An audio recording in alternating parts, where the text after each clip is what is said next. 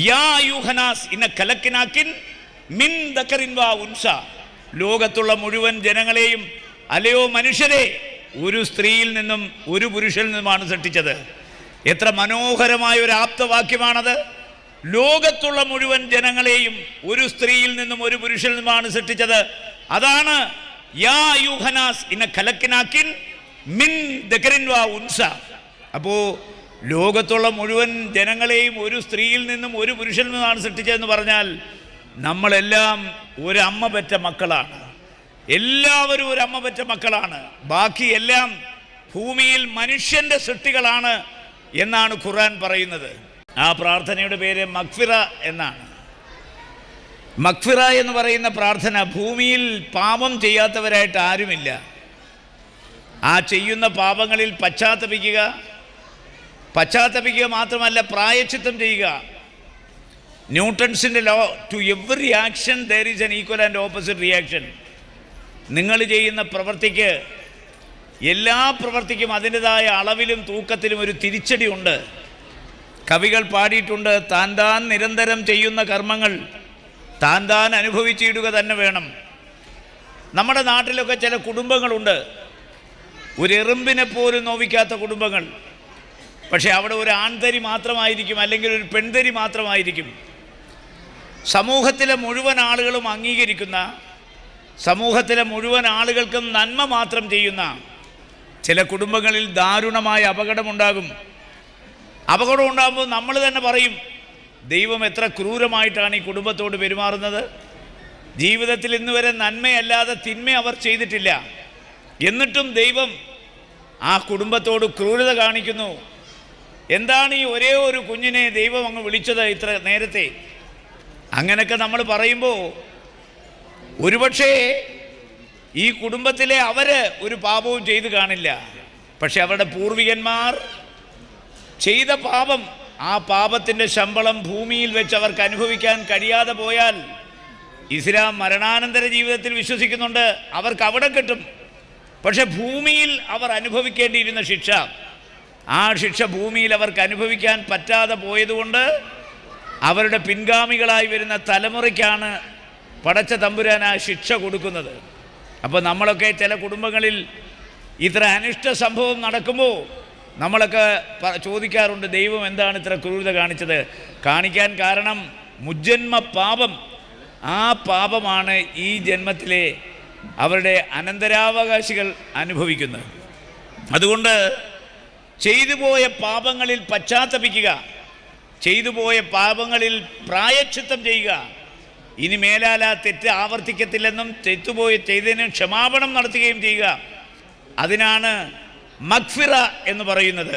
ആ മഗ്ഫിറ എന്ന് പറയുന്നത് പാപമോചനത്തിന് വേണ്ടിയിട്ടുള്ള പ്രാർത്ഥനയാണ്. ആ രണ്ടാം ഘട്ട പ്രാർത്ഥനയിലാണ് ഇസ്ലാമിക ആചാരപ്രകാരം ഖുർആൻ അനുശാസിക്കുന്ന പോലെ ഏറ്റവും വലിയ യുദ്ധം, വിശുദ്ധമായ യുദ്ധം, ബദർ യുദ്ധം 17-ാം രാവിലാണ് നടക്കുന്നത്. ഖുറൈശികളെ പരാജയപ്പെടുത്തി ആ ഇസ്ലാം ആചാരപ്രകാരം ഒരു വിശുദ്ധ യുദ്ധം, ആ യുദ്ധത്തിൽ വിജയത്തിൻ്റെ വെന്നിക്കൊടി പാറിക്കുന്നത് 17-ാം രാവിലാണ്. അപ്പോൾ രണ്ടാമത്തെ മഗ്ഫിറ എന്ന് പറയുന്ന ഈ പ്രാർത്ഥന ഒരു ഇസ്ലാമിനെ സംബന്ധിച്ചിടത്തോളം ഏറ്റവും പ്രധാനപ്പെട്ട ഒന്നാണ്. നിങ്ങൾക്കറിയാം, മൂന്നാമത്തെ 10 ദിവസം അതും ഏറ്റവും പ്രധാനപ്പെട്ട ദിവസങ്ങളാണ്. ഈ റമദാൻ മാസത്തിലാണ് ഖുർആൻ പിറവിയെടുത്തത് എന്നാണ് നമ്മളെല്ലാം മനസ്സിലാക്കിയിരിക്കുന്നത്. അപ്പോൾ സ്വാഭാവികമായി മൂന്നാം ഘട്ട പ്രാർത്ഥന നിജാത്ത് എന്ന് പറയും. നിജാത്ത് എന്ന് പറഞ്ഞാൽ ഇസ്ലാമിക ജീവിത പ്രകാരം ഖുർആൻ അനുശാസിക്കുന്ന പോലെ മരിച്ചു കഴിഞ്ഞാൽ മരണത്തിന് ശേഷം ഒരു ജീവിതമുണ്ട്, മരണാനന്തര ജീവിതം. ഭൂമിയിൽ നിങ്ങൾ ചെയ്യുന്ന സകല പാപങ്ങൾക്കും ശമ്പളമുണ്ട്. ആ ശമ്പളം മരണാനന്തരം കിട്ടും. നല്ല കർമ്മങ്ങൾ ഭൂമിയിൽ ചെയ്താൽ, ഒരു ഇസ്ലാമായി ഭൂമിയിൽ ജീവിച്ചാൽ, ഇസ്ലാം മതം അനുശാസിക്കുന്ന പോലെ മുന്നോട്ട് പോയാൽ, ഖുർആന്റെ വചനങ്ങൾക്കനുസൃതമായ ഒരു ജീവിതം നയിച്ചാൽ, ആ ജീവിതം നയിക്കുന്നവർക്ക് സ്വർഗത്തിൽ പോകാൻ കഴിയും മരണാനന്തരം. അല്ലാത്ത ആളുകൾ നരകത്തിൽ പോയേ മതിയാകൂ. നരക ജീവിതം പാപികൾക്കുള്ളതാണ്. ഭൂമിയിൽ പാപം ചെയ്യുന്ന പാപികൾ നരകത്തിൽ പോകുമ്പോൾ ആ നരകത്തിൽ നിന്ന് മോചനം കിട്ടാൻ ഈ അവസാനത്തെ 10 ദിവസത്തെ പ്രാർത്ഥന ഉപകരിക്കും. കാരണം ജീവിതത്തിൽ നിങ്ങൾ എന്തെല്ലാം പാപം ചെയ്തോ ആ പാപത്തിൻ്റെ ശമ്പളം പടച്ച തമ്പുരാൻ തീരുമാനിച്ചു നിങ്ങളെ നരകത്തിലേക്ക് അയക്കാൻ. ആ നരകത്തിൽ നിന്ന് പോലും മോചനം കിട്ടുന്ന പ്രാർത്ഥനയാണ് നിജാത്ത്. അവസാനത്തെ 10 ദിവസം അതിലേറ്റവും പ്രധാനപ്പെട്ടതാണ് 27-ാം രാവ്. ആ രാവെല്ലാം കഴിഞ്ഞു.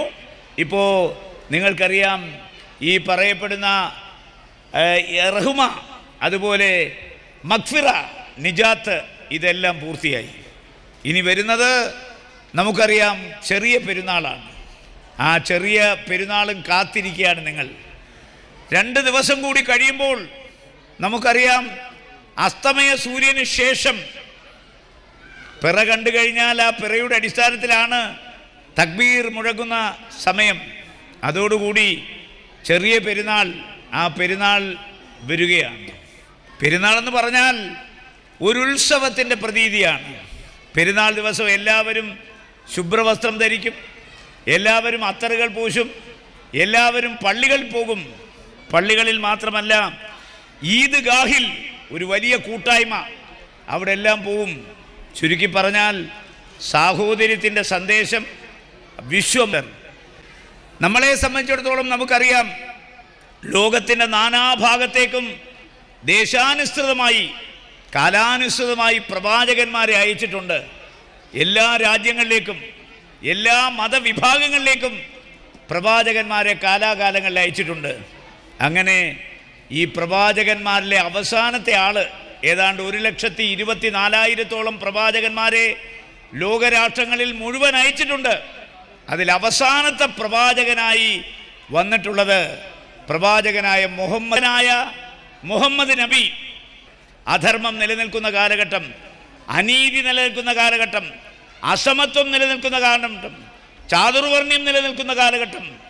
ആ കാലഘട്ടത്തിൽ ജനങ്ങളെ തിന്മയിൽ നിന്ന് നന്മയിലേക്ക് നയിക്കാൻ, അനീതിയിൽ നിന്ന് നീതിയിലേക്ക് നയിക്കാൻ, അസമത്വത്തിൽ നിന്ന് സമത്വത്തിലേക്ക് നയിക്കാൻ ദൈവദൂതനായി ദൈവമയച്ച ആളാണ് പ്രവാചകനായ മുഹമ്മദ് നബി. ഒരു ഇസ്ലാമിനെ സംബന്ധിച്ചിടത്തോളം ഒരു ഇസ്ലാം ആരുടെയും മുമ്പിൽ തല കുനിക്കാറില്ല. ഒരു ഇസ്ലാം ആരുടെയും മുന്നിൽ മുട്ടുമടക്കാറില്ല. ഇസ്ലാമിനെ സംബന്ധിച്ചിടത്തോളം ഒരേ ഒരാളിൻ്റെ മുമ്പിലാണ് തല കുനിക്കുക, ഒരേ ഒരാളിൻ്റെ മുമ്പിലാണ് മുട്ടുമടക്കുക. അത് സൃഷ്ടാവായ പടച്ച തമ്പുരാൻ്റെ മുമ്പിലാണ്. അല്ലാതെ മറ്റൊരാളിൻ്റെ മുമ്പിലും ഒരു ഇസ്ലാം മുട്ടുമടക്കിയിട്ടില്ല. നിങ്ങൾക്കറിയാം 6236 ആയത്തുകളുള്ള ഖുർആൻ. ആ ഖുർആൻ്റെ ഓരോ ആയത്തുകളും ഓരോ സൂറത്തുൽ നൂറാണ്. ആ സൂറത്തുൽ നൂറുകളിൽ മനുഷ്യനും ദൈവവും തമ്മിലുള്ള ബന്ധത്തെക്കുറിച്ച്, മനുഷ്യനും തമ്മിലുള്ള ബന്ധത്തെക്കുറിച്ച്, മനുഷ്യനും പ്രകൃതിയുമായിട്ടുള്ള ബന്ധത്തെക്കുറിച്ച്, സകല ചരാചരങ്ങളെ സംബന്ധിച്ച കാര്യങ്ങൾ ഈ പറയപ്പെടുന്ന 6236 ആയത്തുകളുള്ള ഓരോ ആയത്തുകളും ഓരോ സൂറത്തുൽ നൂറായ ഈ ഖുർആനിലൂടെ ജനങ്ങൾക്ക് പറഞ്ഞ് മനസ്സിലാക്കി കൊടുക്കുന്നുണ്ട്. ആ ഖുർആൻ പറയുന്നത് യാ യൂഹനാസ് ഇന്ന കലക്കിനാക്കിൻ മിൻ ദക്കറിൻ വാ ഉൻസ, ലോകത്തുള്ള മുഴുവൻ ജനങ്ങളെയും അല്ലയോ മനുഷ്യരെ ഒരു സ്ത്രീയിൽ നിന്നും ഒരു പുരുഷനിൽ നിന്നുമാണ് സൃഷ്ടിച്ചത്. എത്ര മനോഹരമായ ഒരു ആപ്തവാക്യമാണത്. ലോകത്തുള്ള മുഴുവൻ ജനങ്ങളെയും ഒരു സ്ത്രീയിൽ നിന്നും ഒരു പുരുഷനിൽ നിന്നുമാണ് സൃഷ്ടിച്ചത്. അതാണ് യാ യൂഹനാസ് ഇന്ന കലക്കിനാക്കിൻ മിൻ ദക്കറിൻ വാ ഉൻസ. അപ്പോൾ ലോകത്തുള്ള മുഴുവൻ ജനങ്ങളെയും ഒരു സ്ത്രീയിൽ നിന്നും ഒരു പുരുഷനിൽ നിന്നാണ് സൃഷ്ടിച്ചതെന്ന് പറഞ്ഞാൽ നമ്മളെല്ലാം ഒരമ്മ പെറ്റ മക്കളാണ്. എല്ലാവരും ഒരമ്മ പെറ്റ മക്കളാണ്. ബാക്കി എല്ലാം ഭൂമിയിൽ മനുഷ്യൻ്റെ സൃഷ്ടികളാണ് എന്നാണ് ഖുർആൻ പറയുന്നത്. ഈ ഖുർആൻ പറയുന്ന കാര്യങ്ങൾ തന്നെയാണ് എല്ലാ മതങ്ങളിലും അനുശാസിക്കുന്നത്. സനാതനധർമ്മമായ ഹിന്ദുധർമ്മം അതൊരു മതമല്ലെങ്കിൽ പോലും സനാതനമായ ധർമ്മം പറയുന്നത് ലോകമേ തറവാടെന്നാണ്. വസുദൈവ കുടുംബകം. ഒരു തറവാടിനൊരു അച്ഛൻ, ഒരമ്മ, ഒരു കുടുംബം. അപ്പം ലോകം മൊത്തം ഒരു കുടുംബം. കുടുംബത്തിലൊരു നാഥൻ, ഒരു നായിക, ഒരു സ്ത്രീ, ഒരു പുരുഷൻ. അതാണ് സനാതനധർമ്മമായ ഹിന്ദുധർമ്മം അനുശാസിക്കുന്നത്. വസുദൈവ കുടുംബകം മാത്രമല്ല, ലോക സമസ്ത സുഖിനോ ഭവന്തു. ഖുറാനിൽ മനുഷ്യൻ്റെ നന്മയ്ക്കായി എന്തെല്ലാമാണോ പറയുന്നത് അതുതന്നെയാണ് ഭഗവത്ഗീതയിൽ പറയുന്നത്. ലോകത്തിലെ സകല ചരാചരങ്ങളുടെയും സുഖം, ക്ഷേമം, ഐശ്വര്യം, സമൃദ്ധി, ഇതാണ് സനാതനധർമ്മമായ ഹിന്ദു ധർമ്മം പറയുന്നത്. മാത്രമല്ല, ഇനി നമുക്ക് ബൈബിളിലേക്ക് വരാം. ബൈബിൾ എന്താ പറയുന്നത്? ആദം ആൻഡ് ഈവ്, ആദി മനുഷ്യൻ, ഒരു പുരുഷൻ ഒരു സ്ത്രീ, ആദവും ഔവയും, അവിടെയാണ് നമ്മുടെ പ്രഭവ കേന്ദ്രം, അവിടെയാണ് നമ്മുടെ ഉൽപ്പത്തി. ഖുർആൻ എന്താണോ പറഞ്ഞത് അതാണ് ഭഗവത്ഗീത പറയുന്നത്. ഭഗവത്ഗീത എന്താണോ പറഞ്ഞത് അതാണ് ബൈബിള് പറയുന്നത്. ആദം ആൻഡ് ഹവ്വ, ആദി മനുഷ്യൻ, ഒരു സ്ത്രീ ഒരു പുരുഷൻ. പിന്നെയോ അതിനകത്ത് പറയുന്നു, നിങ്ങളുടെ MLA-ക്കൊക്കെ അറിയാം, മത്തായിയുടെ സുവിശേഷം 25-ാം അധ്യായം 35-36 വചനം, ക്രിസ്തുദേവൻ അന്ത്യവിധിയുടെ മാനദണ്ഡം കൽപ്പിക്കുന്നു. എന്താണ് അന്ത്യവിധിയുടെ മാനദണ്ഡം? നിന്നെപ്പോലെ നിന്റെ അയൽക്കാരനെ സ്നേഹിക്കുക, ഒരു കന്നത്തടിച്ചാൽ മറുകന്നം കാണിച്ചു കൊടുക്കുക, വിശക്കുന്നവൻ അപ്പം കൊടുക്കുക, ദാഹിക്കുന്നവന് ദാഹജലം കൊടുക്കുക, ഉടുവസ്ത്രമില്ലാത്തവന് ഉടുവസ്ത്രം കൊടുക്കുക, പാർപ്പിടമില്ലാത്തവന് പാർപ്പിടം കൊടുക്കുക, രോഗിയെ ശുശ്രൂഷിക്കുക, പരദേശികൾക്ക് അഭയം കൊടുക്കുക, കാരാഗ്രഹവാസിയെ സന്ദർശിക്കുക.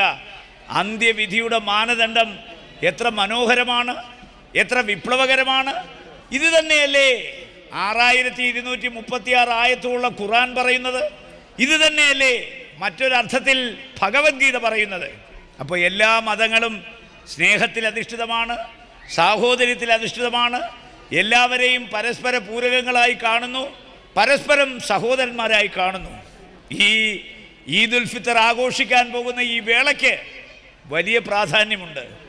ഇന്ന് നമ്മുടെ നാട്ടിൽ പ്രാകൃത കാലഘട്ടത്തെ പോലെ അനീതി നടക്കുന്നു, അസമത്വം നടക്കുന്നു, അക്രമം നടക്കുന്നു. ഓരോ ദിവസവും കേരളത്തിൻ്റെ ഭൂമികയിൽ, നമ്മുടെ രാജ്യത്തിൻ്റെ പല ഭാഗത്തും ചോരപ്പുഴ ഒഴുകിക്കൊണ്ടിരിക്കുന്ന ഒരു സാഹചര്യത്തിലാണ് ഇത്തവണത്തെ ഈദുൽ ഫിത്തർ. കഴിഞ്ഞ 2 ഈദുൽ ഫിത്തർ നമുക്കിതുപോലെ ആഘോഷിക്കാനായില്ല. ഒരു മഹാമാരിയുടെ നടുവിലാണ് നമ്മൾ ജീവിച്ചത്. ആ മഹാമാരി കാരണം ജനങ്ങൾക്ക് ഒത്തുകൂടാനോ പരസ്പരം ആശയവിനിമയങ്ങൾ കൈമാറാനോ അല്ലെങ്കിൽ പ്രാർത്ഥനകൾ നടത്താനോ ദുആ ചെയ്യാനോ കഴിയാത്ത ഒരു സാഹചര്യമാണ്. വെള്ളിയാഴ്ചകളിൽ പോലും പള്ളിയിൽ ആളുകൾക്ക് പോകാൻ നിയന്ത്രണം ഏർപ്പെടുത്തി. പള്ളിയിൽ മാത്രമല്ല, ചർച്ചിൽ, അമ്പലങ്ങളിൽ. എന്തായാലും ആ മഹാമാരി ഇപ്പോഴും നമ്മളോടൊപ്പമുണ്ടെങ്കിലും നിയന്ത്രണങ്ങളിൽ ഇളവ് വന്നു. നമ്മൾ ഈ ഈദുൽ ഫിത്തർ ആഘോഷിക്കുമ്പോൾ ഒരു കാര്യം ആലോചിക്കണം. 200 വർഷക്കാലം വൈദേശിക ആധിപത്യത്തിൽ നിന്നൊരു രാജ്യമാണ് ഇന്ത്യ. ആ ഇന്ത്യ ഇന്ന് സ്വാതന്ത്ര്യം നേടിയെടുത്ത ഒരു രാജ്യമാണ്. സ്വാതന്ത്ര്യം നേടിയെടുത്തിട്ട് 75 വർഷങ്ങൾ പൂർത്തിയാക്കി. ഒരു ഹിംസയ്ക്കെതിരെ അഹിംസ ആയുധമാക്കി മാറ്റി. ഒരു തുള്ളി ചോര ചിന്താതെ സാമ്രാജ്യത്വവാദികളായ ബ്രിട്ടീഷുകാരെ ആട്ടിപ്പായിച്ച് ഇന്ത്യക്ക് സ്വാതന്ത്ര്യം നേടിത്തന്നത് നമ്മുടെ രാഷ്ട്രപിതാവായ മഹാത്മാഗാന്ധിയാണ്. അപ്പോൾ നമ്മൾ നേടിയെടുത്ത സ്വാതന്ത്ര്യം മാത്രമല്ല, ജനാധിപത്യം ലോകത്തേറ്റവും മനോഹരമായി നിലനിൽക്കുന്ന രാജ്യം ഇന്ത്യയാണ്. എബ്രഹാം ലിങ്കനാണ് ലോകത്ത് ആദ്യമായി ജനാധിപത്യത്തിന് ഒരു ആപ്തവാക്യമുണ്ടാക്കിയത്. തിരുക്കൊച്ചിയുടെ മുഖ്യമന്ത്രിയായിരുന്ന C. കേശവൻ്റെ കോഴഞ്ചേരി പ്രസംഗം വിശ്വവിഖ്യാതമാണ്. അതുപോലെ നിങ്ങൾക്കറിയാം, നമ്മുടെ ഷിക്കാഗോ പ്രസംഗം, സ്വാമി വിവേകാനന്ദൻ്റെ ഷിക്കാഗോ പ്രസംഗം പ്രസിദ്ധമാണ്. അമേരിക്കയുടെ പ്രസിഡൻ്റായിരുന്ന എബ്രഹാം ലിങ്കൻ്റെ വിശ്വവിഖ്യാതമായ പ്രസംഗമാണ് ഗെറ്റിസ്ബർഗ് സ്പീച്ച്. അവിടെ വെച്ചാണ് ജനാധിപത്യത്തിന് ആദ്യമായി ഒരു ആപ്തവാക്യം ഉണ്ടാകുന്നത്. അവിടെ വെച്ചാണ് എബ്രഹാം ലിങ്കൻ പ്രസംഗിച്ചത്. A democratic form of government എന്ന് പറഞ്ഞാൽ a government of the people, by the people and for the people, that process shall not perish from the earth. ജനങ്ങൾക്ക് വേണ്ടി, ജനങ്ങളാൽ തിരഞ്ഞെടുക്കപ്പെടുന്ന ജനങ്ങളുടെ ഗവൺമെൻറ്, അതാണൊരു ജനാധിപത്യ ഗവൺമെൻറ്. ആ പ്രക്രിയ, പ്രോസസ്, ജനാധിപത്യം shall not perish from the earth. ഈ ഭൂമിയിൽ നിന്ന് ഒരു കാലത്തും ഒരു ശക്തിക്കും തുടച്ചു നീക്കാനാകാത്ത ഒരു അത്ഭുത പ്രതിഭാസമാണ് ജനാധിപത്യം. ആ ജനാധിപത്യമാണ് നമ്മുടെ രാജ്യം അനുവർത്തിക്കുന്നത്. പഞ്ചായത്ത് തൊട്ട് പാർലമെൻറ്റ് വരെ ജനങ്ങളാൽ തിരഞ്ഞെടുക്കപ്പെട്ട ഗവൺമെൻറ്റുകളാണ്. ലോക്കൽ സെൽഫ് ഗവൺമെൻറ് അടക്കം പാർലമെൻറ്റ് വരെ. നമ്മുടെ രാജ്യത്ത് 80% ഹിന്ദുക്കളുണ്ട്, സ്വാതന്ത്ര്യത്തിന് മുമ്പും സ്വാതന്ത്ര്യത്തിന് ശേഷവും. പക്ഷേ ഹിന്ദുക്കളെപ്പോൾ ഇവിടെ മുസൽമാനുണ്ട്, ക്രിസ്ത്യാനിയുണ്ട്, പാർസിയുണ്ട്, ബൗദ്ധനുണ്ട്, ജൈനനുണ്ട്, സിഖുകാരനുണ്ട്. യൂണിറ്റി ഇൻ ഡൈവേഴ്സിറ്റി, നാനാത്വത്തിൽ ഏകത്വം, ബഹുസ്വരത ഉള്ളൊരു രാജ്യമാണ് ഇന്ത്യ. ഇന്തോനേഷ്യ കഴിഞ്ഞാൽ ലോകത്ത് ഏറ്റവും കൂടുതൽ മുസ്ലിങ്ങളുള്ള രാജ്യം ഇന്ത്യയാണ്. ഇവിടെ മുസ്ലിങ്ങളുടെ എണ്ണം 18 കോടിയിലധികമാണ്. അപ്പോൾ ഭൂരിപക്ഷം 80% ഹിന്ദുക്കളാണെങ്കിലും ആ ഹിന്ദുക്കൾ അനുഭവിക്കുന്ന എല്ലാ സ്വാതന്ത്ര്യവും മുസൽമാനും ക്രിസ്ത്യാനിക്കും മറ്റെല്ലാവർക്കും കിട്ടാൻ ഈ മതാത്മകമായ സമൂഹത്തിൽ നിന്ന് ഈ രാജ്യത്തെ ഒരു മതേതര രാഷ്ട്രമാക്കി മാറ്റി നമ്മൾ. ഇന്ന് ഈ രാജ്യം ഒരു മതേതര രാഷ്ട്രമാണ്. മാത്രമല്ല, ഒരു കോൺസ്റ്റിറ്റ്യൂവൻ്റ് അസംബ്ലി രൂപീകരിച്ച് ഒരു ഭരണഘടന ഉണ്ടാക്കി. ആ ഭരണഘടന അനുസരിച്ച് നമുക്കൊരുപാട് മൗലിക അവകാശങ്ങൾ തന്നു. ആ മൗലിക അവകാശങ്ങളിൽ ആർട്ടിക്കിൾ 14 ഞാൻ നിങ്ങളുടെ മുമ്പിൽ പറയാം. The state shall not deny to any person equality before law or equal protection of the law within the territory of India. ഇന്ത്യയുടെ മണ്ണിൽ ജനിച്ചു വീണ, ഇന്ത്യയുടെ മണ്ണിൽ ജീവിക്കുന്ന ഹിന്ദു എന്ന് പറയുന്ന ആളിനുള്ള എല്ലാ അവകാശവും മുസൽമാനുണ്ട്, ക്രിസ്ത്യാനിക്കുണ്ട്, പാർസിക്കുണ്ട്, ബൗദ്ധനുണ്ട്, ജൈനനുണ്ട്, സിഖുകാരനുണ്ട്. അതിൻ്റെ അർത്ഥം ഇന്ത്യയുടെ ഭരണഘടന സകല പൗരന്മാരെയും തുല്യമായി കാണുന്നു. തുല്യത എന്ന മൗലിക തത്വം അംഗീകരിക്കുന്നു. ഭൂരിപക്ഷത്തിന് ഒരു ന്യായം, ന്യൂനപക്ഷത്തിന് മറ്റൊരു ന്യായം അതില്ല. ഇന്ത്യയുടെ ഭരണഘടനയുടെ മുമ്പിൽ എല്ലാ സമുദായത്തിൽപ്പെട്ടവരും സമന്മാരാണ്. അല്ലാതെ രണ്ടു തരം പൗരന്മാരെ ഇന്ത്യയുടെ ഭരണഘടന കാണുന്നില്ല. ഇനി ആർട്ടിക്കിൾ 25 പറയാം, right to profess and propagate a religion. ഒരു ജാതിയിൽ വിശ്വസിക്കാൻ, വിശ്വസിക്കാതിരിക്കാൻ, ഒരു മതത്തിൽ വിശ്വസിക്കാൻ, വിശ്വസിക്കാതിരിക്കാൻ, ഒരു മതത്തിൻ്റെ ആചാരങ്ങളും അനുഷ്ഠാനങ്ങളുമായി മുന്നോട്ട് പോകാൻ, ഒരു മതം പ്രചരിപ്പിക്കാൻ ഇന്ത്യയുടെ ഭരണഘടന എല്ലാ പൗരന്മാർക്കും അവകാശം കൊടുത്തിട്ടുണ്ട്. ആ അവകാശത്തിൽ പെടുന്നതാണ് നിങ്ങൾക്കിഷ്ടമുള്ള വേഷം ധരിക്കാം, നിങ്ങൾക്കിഷ്ടമുള്ള ഭാഷ സംസാരിക്കാം, നിങ്ങൾക്കിഷ്ടമുള്ള ആഹാരം കഴിക്കാം. റൈറ്റ് ടു ഫുഡ്, ആഹാരം കഴിക്കാനുള്ള അവകാശം ജന്മാവകാശമാണ്. നിങ്ങൾക്കിഷ്ടം ബീഫാണോ, ബീഫ് കഴിക്കാൻ ഇന്ത്യയുടെ ഭരണഘടന അവകാശം തരുന്നു. നിങ്ങൾക്കിഷ്ടം ഹിജാബാണോ, ഹിജാബ് ധരിക്കാൻ ഭരണഘടന അവകാശം തരുന്നു. അപ്പോൾ ഇഷ്ടമുള്ള ആഹാരം, ഇഷ്ടമുള്ള വേഷം, ഇഷ്ടമുള്ള ഭാഷ, ഇഷ്ടമുള്ള ജാതി, ഇഷ്ടമുള്ള മതം. ഇന്ത്യയുടെ ഭരണഘടന ഇസ്ലാമിന് ഖുർആൻ എന്ന പോലെ, ക്രിസ്ത്യാനിക്ക് ബൈബിൾ എന്ന പോലെ, അതുപോലെ ഹിന്ദുവിന് ഭഗവത്ഗീത പോലെ ഇന്ത്യയുടെ മണ്ണിൽ ജനിച്ചു വീണ എല്ലാ പൗരന്മാരുടെയും ദിവ്യമായ പുസ്തകമാണ് ഈ പറയപ്പെടുന്ന ഭരണഘടന. ആ ഭരണഘടന കാത്തു സൂക്ഷിക്കേണ്ട കാലമാണിത്.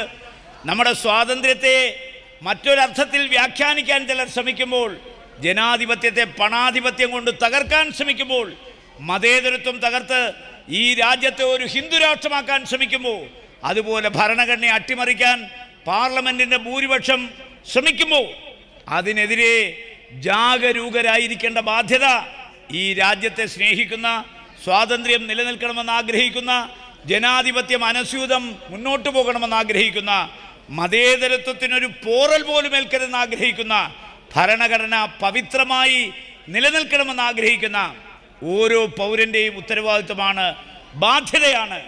ഈദുൽ ഫിത്തർ ആഘോഷിക്കുന്ന ഈ സമയം പരസ്പരം സ്നേഹിക്കുക, വിശ്വസിക്കുക. ശ്രീനാരായണ ഗുരുദേവൻ പറഞ്ഞിട്ടുണ്ട്, ജാതിഭേദം മതദ്വേഷം ഏതുമില്ലാതെ സർവരും സോദരത്വേന വാഴുന്ന ഒരു മാതൃകാസ്ഥാനമായി ഈ നാട് മാറണം. രണ്ടാമത്, നരനും നരനും തമ്മിൽ സാഹോദര്യം ഉദിക്കണം. അതിന് വിഘാതമായി നിൽക്കുന്നതെല്ലാം ഇല്ലാതെയായി തീർന്നിടണം. മനുഷ്യനും മനുഷ്യനും തമ്മിൽ പരസ്പരം സ്നേഹിക്കണം, വിശ്വസിക്കണം, സഹായിക്കണം, സഹവർത്തിത്വം വേണം. അതിനെതിരായി നിൽക്കുന്നതെല്ലാം ഇല്ലാതെയായി തീർന്നിടണം. മാത്രമല്ല, അവനവൻ ആത്മസുഖത്തിനായി ആചരിക്കുന്നവ അപരൻ്റെ സുഖത്തിനായി വന്നു ഭവിച്ചിടണം. അപരൻ്റെ സുഖത്തിനു കൂടി വന്നു ഭവിക്കുന്ന കർമ്മങ്ങൾ വേണം നമ്മൾ ചെയ്യാൻ. പൂന്താനത്തിൻ്റെ ജ്ഞാനപ്പാന പറയുന്നത്, ഒരു മനുഷ്യജന്മം കിട്ടണമെങ്കിൽ എത്ര ജന്മം കാത്തിരിക്കണം, എത്ര ജന്മം പ്രയാസപ്പെട്ടിക്കാലം അത്ര വന്നു പിറന്നു സുഹൃതത്താൽ. എത്ര ജന്മം മലത്തിൽ കഴിഞ്ഞതും, എത്ര ജന്മം ജലത്തിൽ കഴിഞ്ഞതും, എത്ര ജന്മങ്ങൾ മണ്ണിൽ കഴിഞ്ഞതും, എത്ര ജന്മം മരങ്ങളായി നിന്നതും, എത്ര ജന്മം മരിച്ചു നടന്നതും, എത്ര ജന്മം മൃഗങ്ങൾ പശുക്കളായി, അത് വന്നിട്ട് ഈ വണ്ണം ലഭിച്ച ഒരു മർത്യജന്മം. ഒരു മനുഷ്യജന്മം കിട്ടണമെങ്കിൽ എത്ര വർഷം കാത്തിരിക്കണം. കാത്തിരുന്നാലോ 10 മാസം വയറ്റിൽ കഴിഞ്ഞു പോയി, 10 മാസം അമ്മയുടെ വയറ്റിൽ കിടക്കണം, 10-12 ഉണ്ണിയായിട്ട് പോയി. പ്രസവിച്ചു കഴിഞ്ഞാൽ 10-12 കൊല്ലം ഉണ്ണിയാണ്. അത് കഴിഞ്ഞ് വിദ്യാഭ്യാസം കഴിഞ്ഞ് ഒരു ജോലി കിട്ടി കല്യാണം കഴിച്ചു, അവൻ്റെ ജീവിതം അവസാനിക്കുന്നു. അതുകൊണ്ട് പൂന്താനം പറയുന്നു, കൂടിയല്ല പിറക്കുന്ന നേരത്തും കൂടിയല്ല മരിക്കുന്ന നേരത്തും മധ്യ ഇങ്ങനെ കാണുന്ന നേരത്ത് മത്സരിക്കുന്ന എന്തിനു നാമൃത. നമ്മളാരും ഒരുമിച്ച് ജനിച്ചവരല്ല, നമ്മളാരും ഒരുമിച്ച് മരിക്കാൻ പോകുന്നില്ല. എന്നിന് നമ്മുടെ ജീവിതയാത്രയിൽ പലപ്പോഴായി പല ഘട്ടങ്ങളിൽ പല സമയം നമ്മൾ പരിചയപ്പെട്ടു. നമ്മൾ തമ്മിൽ എന്തിനാണ് ഒരു മത്സരം, എന്തിനാണ് ശത്രുത? മത്സരിക്കുന്നവരോട്, സാമ്രാജ്യം വെട്ടിപ്പിടിക്കുന്നവരോട് വളരെ പച്ചയ്ക്ക് പറയാം, ചത്തുപോകും നേരം വസ്ത്രം അതുപോലും ഒത്തിടാ കൊണ്ടുപോകാൻ ഒരുത്തർക്കും. നാളെ രാജ്മോഹൻ ഉണ്ണിത്താൻ മത്സരിക്കുമ്പോൾ എന്നെ തീയിൽ കൊണ്ടുവയ്ക്കുന്നതിന് മുമ്പ് എൻ്റെ കയ്യിൽ കിടക്കുന്ന ഒരു പവൻ്റെ മോതിരം അറുത്ത് മാറ്റിയിട്ട് എന്നെ കൊണ്ടുവയ്ക്കൂ. ഈ മോതിരം പോലും കൊണ്ടുപോകാനാവില്ല. ഈ ഭൂമിയിൽ ഞാൻ സമ്പാദിച്ച ഒന്നും മരിക്കുമ്പോൾ എനിക്ക് കൊണ്ടുപോകാനാവില്ല.